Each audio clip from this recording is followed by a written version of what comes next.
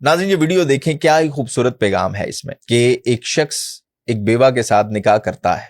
बेवा की एक बेटी भी है। निकाह होते ही यानी कि निकाह की रस्म खत्म होते ही वो पीछे मुड़ता है, अपने सर से वो पगड़ी उतारता है और उस बच्ची के साथ जाकर लिपट जाता है जो कि उसके घर आने वाली है उसकी बीवी के साथ,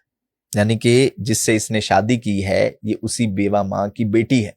और वो उसका सर चूमता है, माथा चूमता है, हाथ चूमता है,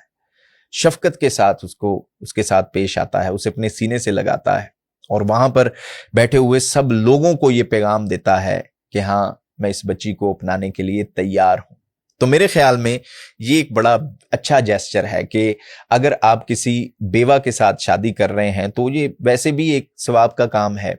या इंसानियत का काम है कि आप किसी बेवा के साथ शादी कर रहे हैं और किसी यतीम के सर के ऊपर हाथ रख रहे हैं। लेकिन जो सबसे बड़ा फिर एक दूसरा सवाल उठता है वो है अपनायत का, कि आप क्या उस बेवा के बच्चों को अपनाने के लिए तैयार हैं,